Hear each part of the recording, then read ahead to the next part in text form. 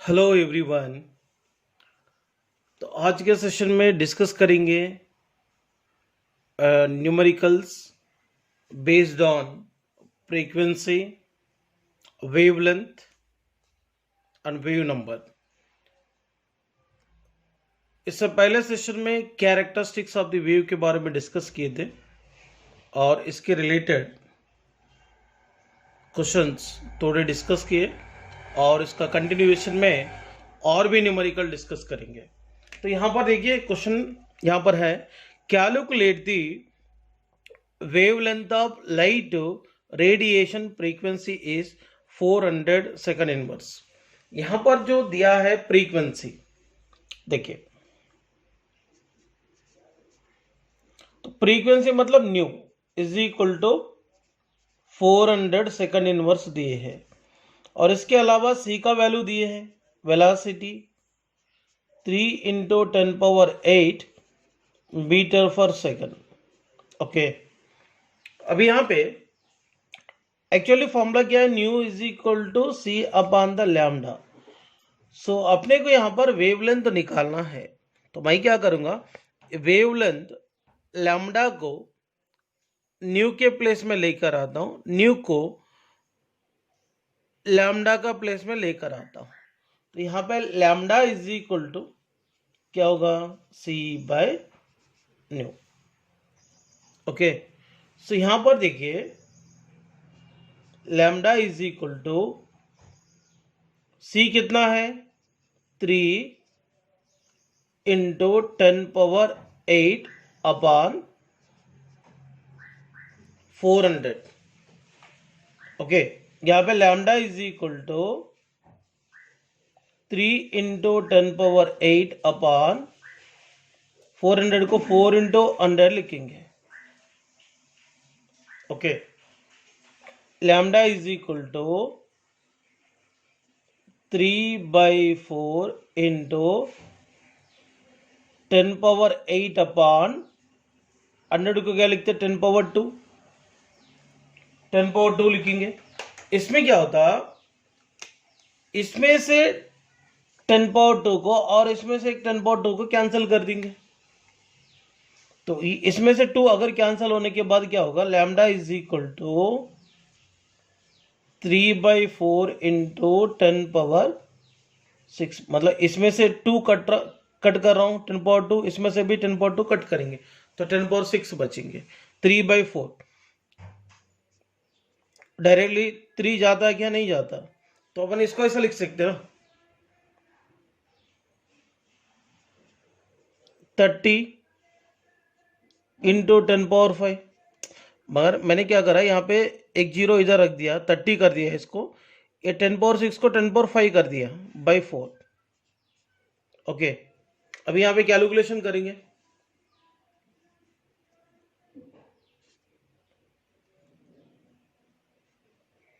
4 1 जा 4 7 जा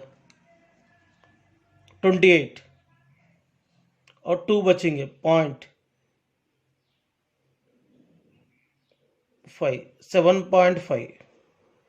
तो finally lambda is equal to 7.5 into 10⁻5। यहाँ पे अपन सी को किस में लेते, मीटर पर सेकंड में लेते ना, जो भी यहाँ पे आंसर निकलेगा वो मीटर में आएगा। तो अब यहाँ पे जो भी कन्वर्शन आपको देखना है, वहां पे वेवलेंथ किस में दी है, सी किस में दी है, इसको चेक करके सॉल्व करना है। ओके, ये क्लियर हो गया होगा। Next one, calculate the frequency of light radiation wavelength is 900 nanometres. Okay, यहां पर वेवलेंथ दिया था, यहां पर वेवलेंथ दिया था 900 नैनोमीटर। ओके, सी का तो वैल्यू पता है, बट सी का वैल्यू 3 इंटू 10⁻10 सेंटीमीटर पर सेकंड दिए। तो इससे पहले जो सेशन में अपन किए थे वहां पर सी का जो वैल्यू थे 3 इंटू 10⁸ मीटर पर सेकंड लिए थे, बट यहाँ पे 3 इंटू 10⁻10 सेंटीमीटर पर सेकंड में ले रहे, वो मीटर में था, ये सेंटीमीटर में है। तो यहाँ पर अपने को ये वेवलेंथ को भी कंपलसरी सेंटीमीटर में लाना है। तो प्लीज क्वेश्चन करने के समय समझ लो ये वेवलेंथ का यूनिट किस में दिया, ज्यादा कंफ्यूजन होने की जरूरत नहीं है। ऑलरेडी मैंने लिस्ट में लिख के दिया था 1 नैनोमीटर इज इक्वल टू क्या लिख सकते हैं 10⁻⁻7 सेंटीमीटर। ओके, यहां पर क्या होगा lambda is equal to 900 into 10⁻⁻7 centimetre. ये नैनोमीटर की जगह 10⁻⁻7 लिखा हूं।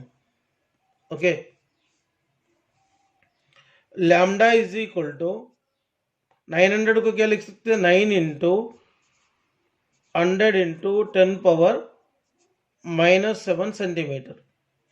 तो lambda is equal to 9 into 100 को क्या लिखेंगे 10⁻2 इंटू 10⁻⁻7 सेंटीमीटर हो गया।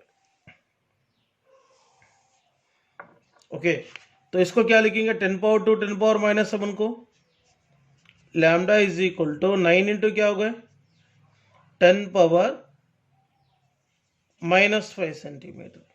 इसका +2 था, इसका -7 था।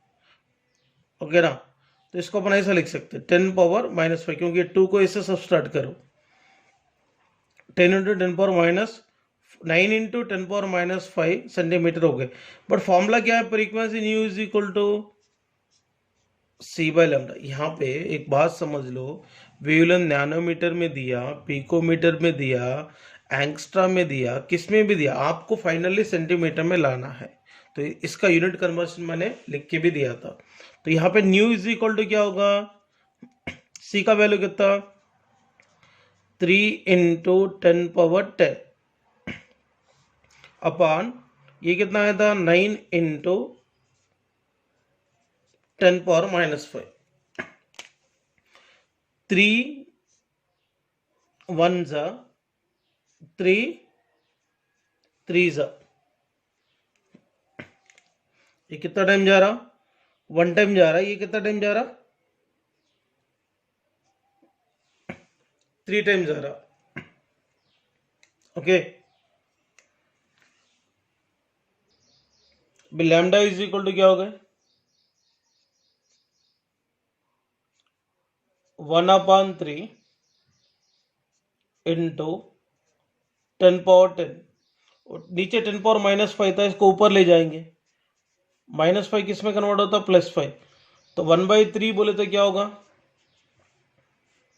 ये तो डायरेक्टली नहीं जाता, इसको यहाँ पे 0 रखेंगे, यहाँ पे पॉइंट हो जाएगा 0.33। 1/3 का मतलब क्या होता है 0.33 इंटू 10⁻10 इंटू 10⁻5 को क्या लिखते हैं 10⁻15। यहाँ पे जो भी आंसर निकलेंगे वो सेंटीमीटर में आता है। देखिए बच्चों, ओके, इसका फाइनल आंसर आया है lambda is equal to 0.33 into 10⁻15 centimetre. Okay, next question is calculate the wavelength of light radiation frequency is 500 second inverse। यहां पे दिया गया है फ्रीक्वेंसी 500 सेकंड इनवर्स। ओके, इसको क्या लिखेंगे 500 को 5 इंटू 10⁻2 लिखेंगे, और c का वैल्यू क्या है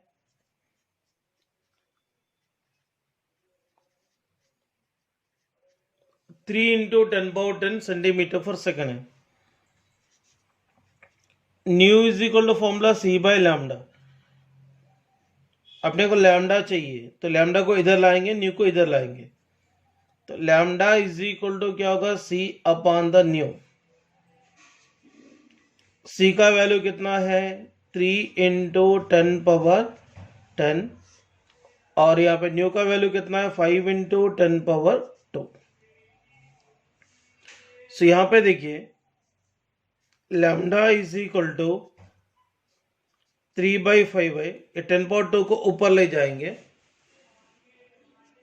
10 पावर 10 पहले से है, 10 पावर 2 को ऊपर ले गए तो क्या होगा 10 पावर -2।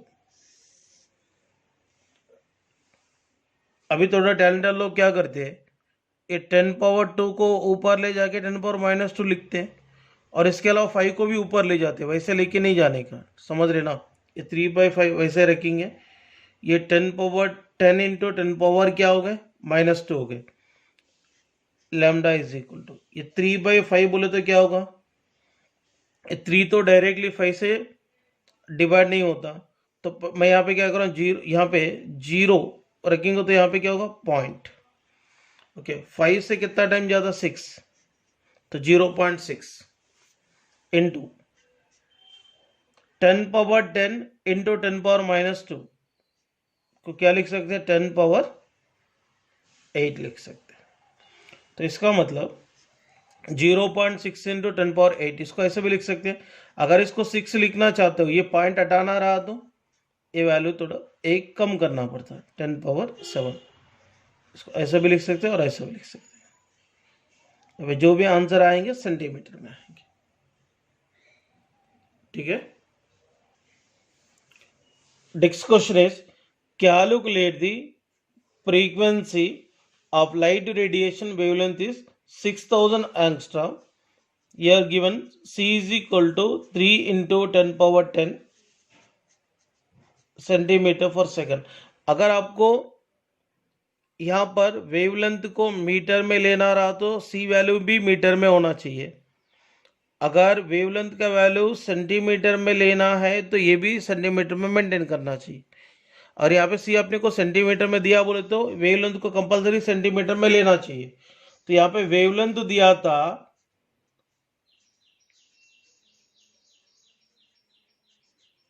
ये 6000 एंगस्ट्रॉम कौन है, वेवलेंथ है, ओके ना। यहाँ पे lambda wavelength is equal to 6000 angstrom. इसको क्या लिख सकते हैं 6 इंटू 1000 एंगस्ट्रॉम लिख सकते हैं। और क्या लिखेंगे lambda is equal to 6 into 1000 के क्या लिखेंगे 10 power 3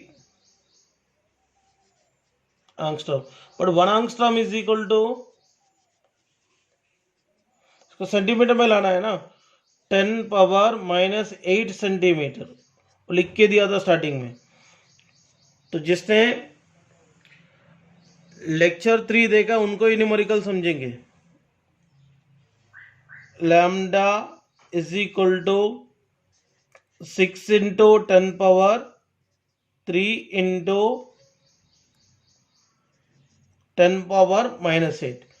lambda is equal to क्या होगा, ये 10 पावर 3 है, 10 पावर-8 है, तो 10 पावर-5 हो जाता, लैम्डा का हो गया। और यहाँ पे formula nu is equal to c by lambda. C मतलब क्या हो गया 3 इंटू 10 पावर 10 अपॉन ये क्या है 6 इंटू 10 पावर-5, 1 जा 2 जा, तो न्यू इज इक्वल टू क्या होगा 1/2 इंटू 10 पावर 10, ये 10 पावर-5 को ऊपर ले जाएंगे 10 पावर 5 हो जाता। न्यू इज इक्वल 1/2 बोले तो क्या होगा 0.5 इंटू 10 पावर क्या होगा 15 सेकंड इनवर्स यूनिट है। अगर आपको ये 5 लिखना है तो इसका एक वैल्यू कम करना है, तो 5 इंटू 10 पावर 14 सेकंड इनवर्स भी लिख सकते हैं। ये भी हो सकता है, ये ऐसा भी लिख सकते हैं, ऐसा भी लिख सकते हैं। ओके, तो बेसिक मैथमेटिक्स तो मिनिमम मालूम होना चाहिए, अगर वो नहीं है तो कोई कुछ नहीं करेंगे। सो यहाँ पे देखिए, इसके अलावा मैं सब क्वेश्चन दिया हूँ, ये 2 क्वेश्चन यहाँ पे है और रिमेनिंग 6 क्वेश्चन यहाँ पे है। टोटल 8 क्वेश्चन है, तो मैंने 8 क्वेश्चन दिया हूँ, कंपलसरी सॉल्व करके और इसका फोटो लेके मेरा व्हाट्सएप के नंबर पे सेंड करना है। टोटल लोग क्या कर रहे हैं, वो सॉल्व करके मुझे व्हाट्सएप नहीं कर रहे हैं, तो वैसा मत करो compulsory, each and every student ध्यान में रखो, ये सारे न्यूमेरिकल सॉल्व करके मुझे सेंड करो। ये क्वेश्चन का पीडीएफ मैं सेंड करूंगा।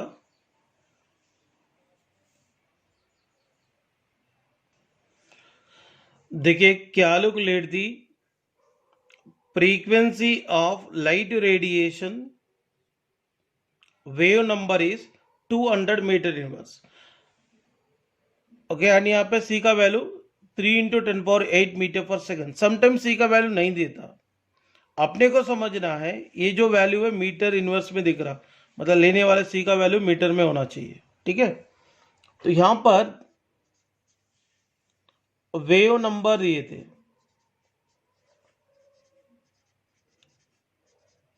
वेव नंबर का symbol nu bar is equal to 200 metre inverse दिए। तो 200 को क्या लिखेंगे, 2 × 100।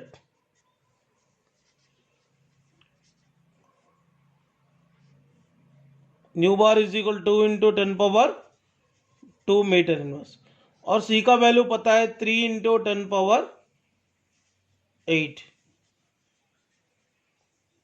और मीटर फॉर सेकंड। तो यहां पे nu is equal to c into nu bar. Nu is equal to c का वैल्यू क्या रहता है, 3 × 10⁸ into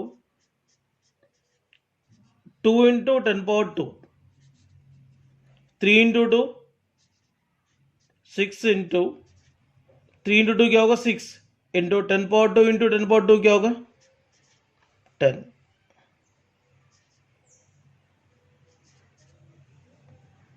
second inverse,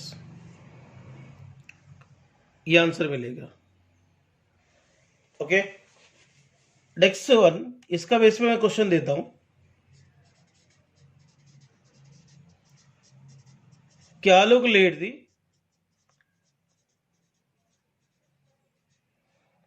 frequency of light radiation, wave number is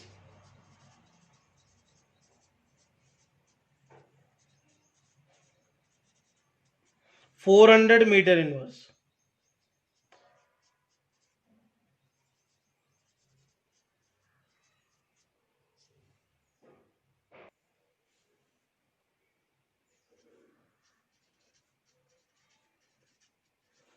Calculate the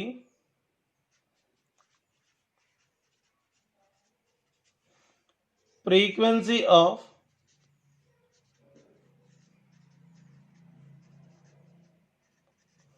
light radiation,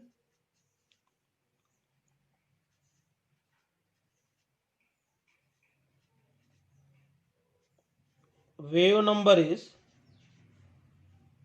500 metre inverse.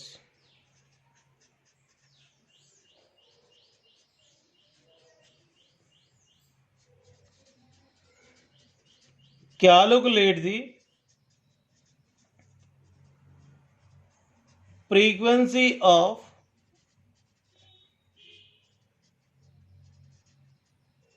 light radiation,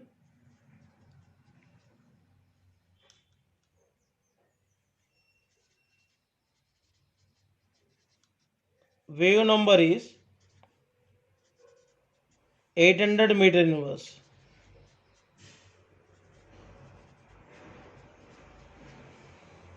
Next one, calculate the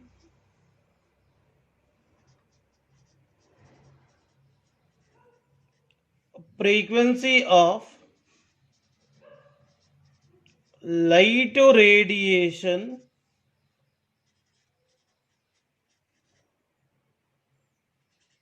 wave number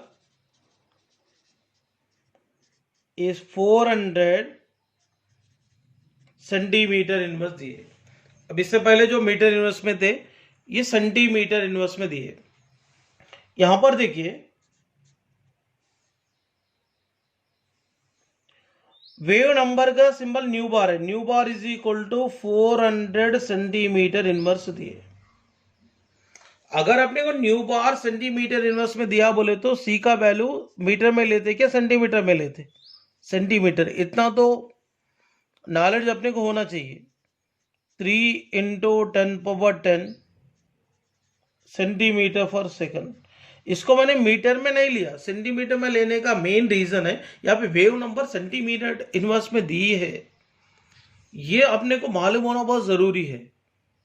मेरे को confusion हो रहा, दिमाग के ऊपर से जा रहा, ऐसे बातें नहीं बोलने का, प्रैक्टिस प्रॉपर तरीके से करने का।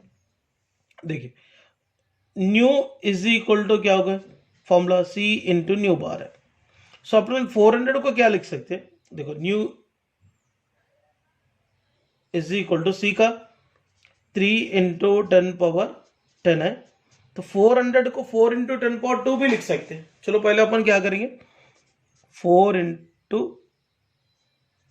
अंडर लिखेंगे 400 को, ओके ना। न्यू बार को कैसे लिख सकते हैं, 4 × 100 सेंटीमीटर इनवर्स, ओके। 4 × 3 क्या होगा,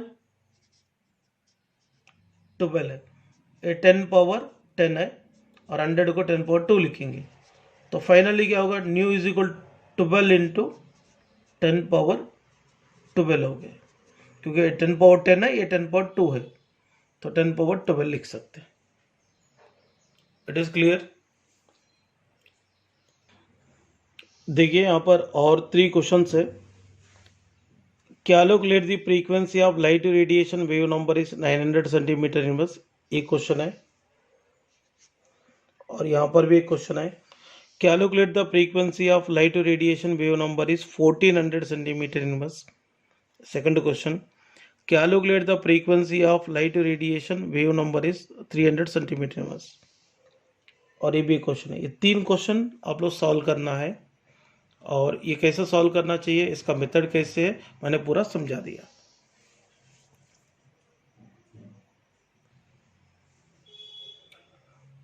next topic is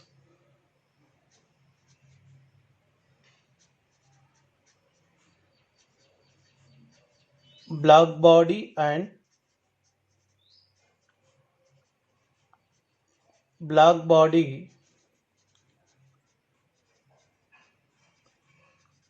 radiations.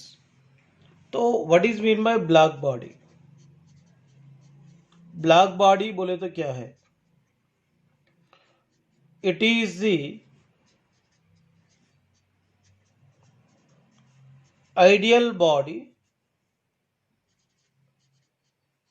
which is perfect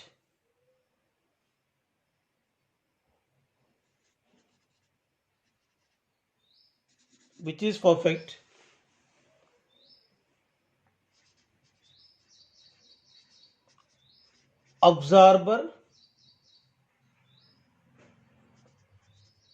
and emitter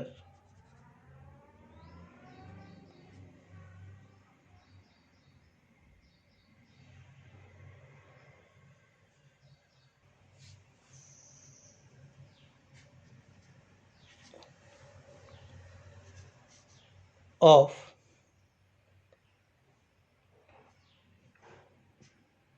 radiations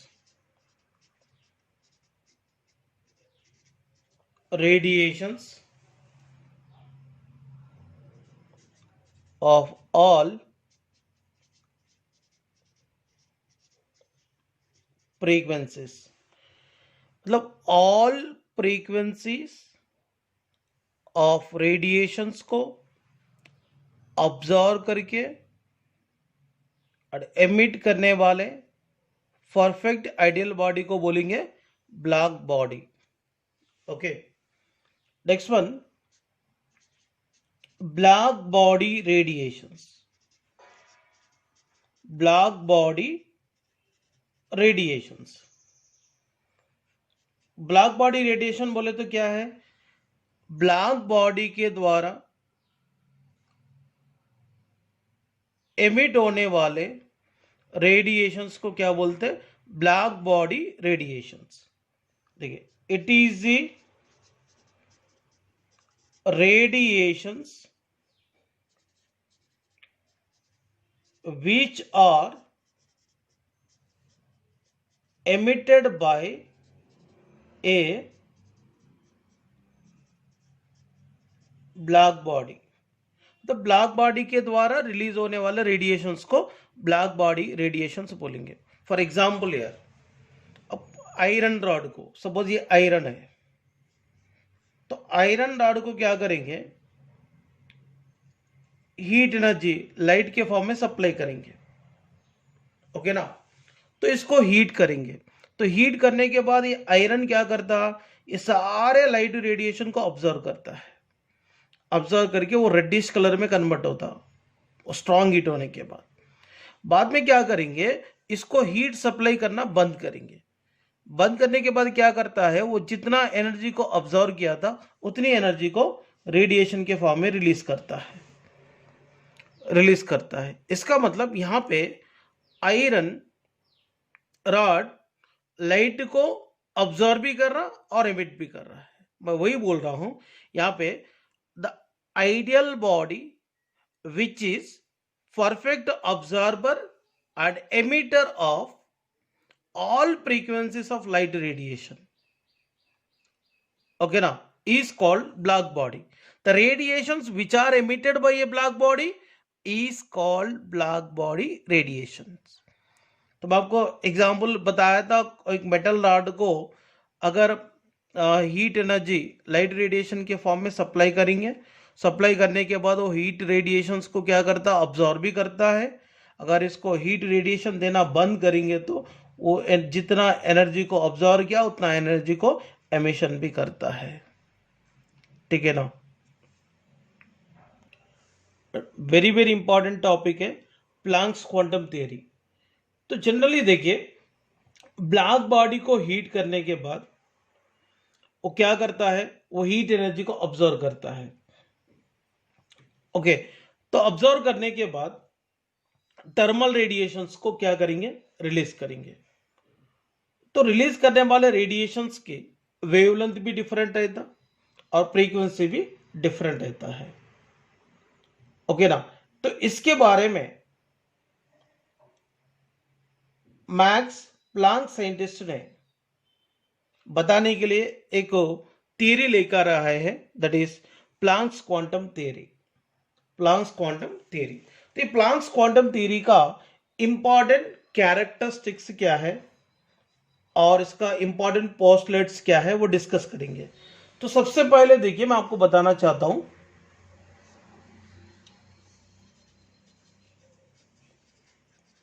substances radiate or absorb energy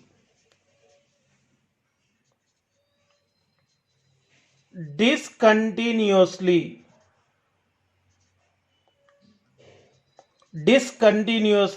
in the form of small packets or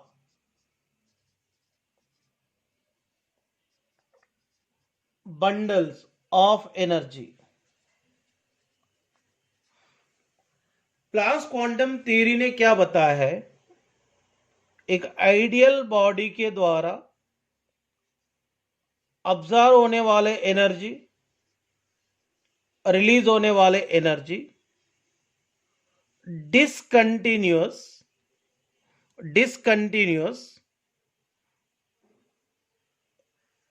small packet के फॉर्म में रहता है, ओके। और ये स्मॉल पैकेट ऑफ एनर्जी को generally quantum बोलेंगे। क्या बोलेंगे? Quantum, okay. यहां पे देखो, the smallest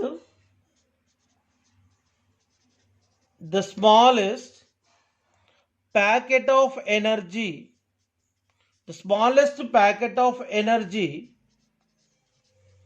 is called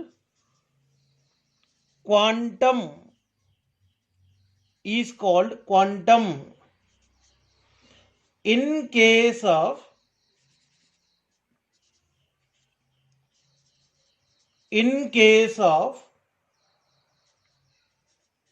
light, the quantum is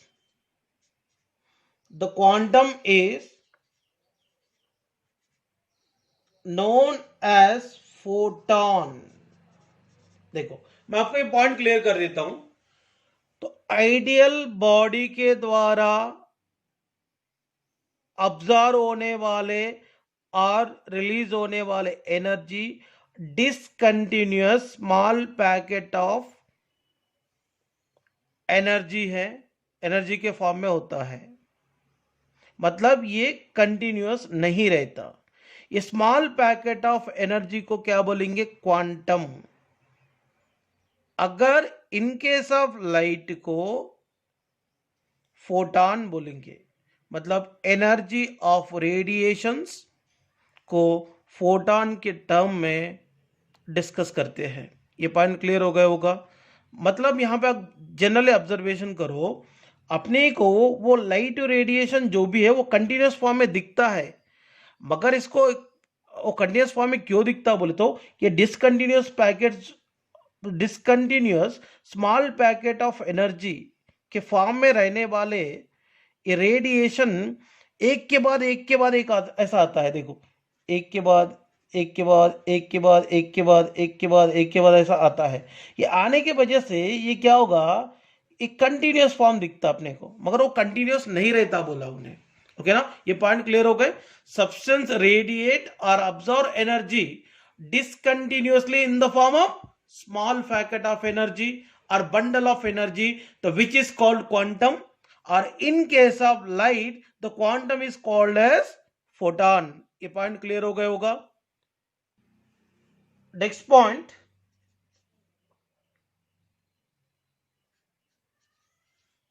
the energy of quantum is directly proportional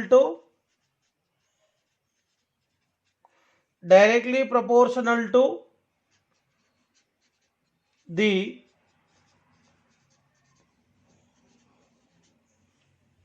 frequency of the radiation. मतलब each radiation associated with the fixed amount of energy, so that is called quantum. Okay, or in case of light we can call photon. मैं वही बताना चाह रहा हूं, the energy of quantum is directly proportional to the frequency.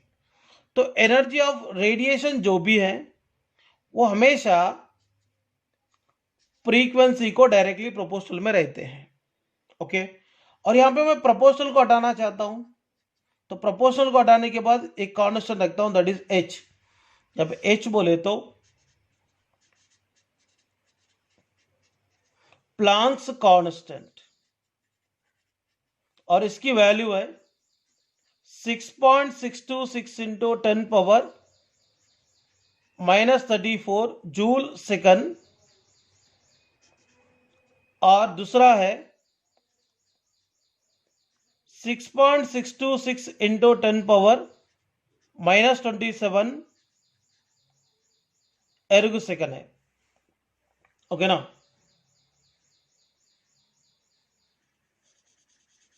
इसका unit यहां पे लिखता हूं,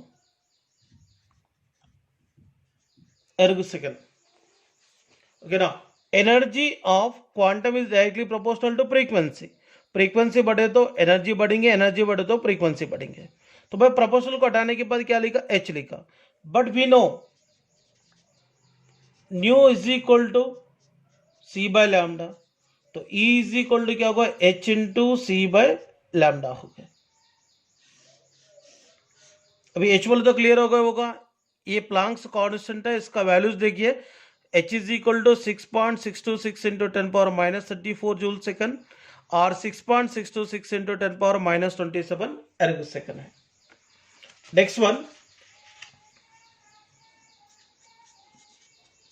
a body can radiate or absorb energy in whole number multiple of a quantum.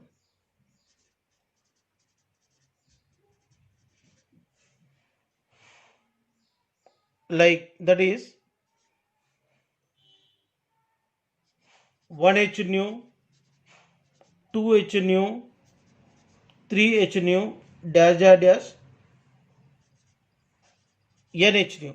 मतलब ये बॉडी के द्वारा ऑब्जर्व होने वाले एनर्जी और एमिशन होने वाले एनर्जी का जो वैल्यू है, तो 1h new, 2h new, 3h new ऐसे रहेंगे इस NH न्यू। तो n बोले तो यहां पे क्या होगा, n is the positive integer और इसकी वैल्यू ऐसा 0.5h न्यू, 0.3h न्यू ऐसा नहीं रहता। ओके ना, सो ये पॉइंट देखिए, बॉडी कैन रेडिएट और observe energy in whole number multiple of quantum. Okay, therefore E is equal to nh nu। Actually E is equal to h nu का formula only one quantum के लिए है, one photon के लिए है। अगर n number of photons रहा तो E is equal to nh nu use करना है, वेयर n is the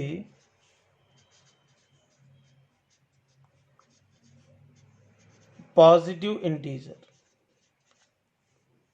मतलब n को क्या बोलेंगे, नंबर ऑफ फोटॉन्स। ओके, और एक बार इसको शॉर्ट में समझाना चाहता हूं प्लैंक्स क्वांटम थ्योरी का। देखिए, प्लैंक्स क्वांटम थ्योरी का पहला पोस्टुलेट है, ये सब्सटेंस है, ये सब्सटेंस के द्वारा ऑब्जर्व होने वाले एनर्जी और रिलीज होने वाले energy discontinuous small packet of energy के फॉर्म में होते हैं। This discontinuous small packet of energy को कहेंगे quantum. Okay, in case of light the quantum is called as photon. Okay, ये पहला पॉइंट है। तो यहां पे सेकंड पॉइंट है, रेडिएशन का एनर्जी, मतलब every radiation is associated with the definite amount of energy. Okay, and the energy of radiation or energy of quantum is directly proportional to frequency. Okay, ये energy of quantum frequency को directly proportional रहता है। Frequency बढ़ाए तो energy बढ़ेंगे, energy बढ़े तो frequency बढ़ेगा। अगर मैं यहां प्रोपोर्शनल को हटाऊंगा तो E इज इक्वल टू क्या आता, H।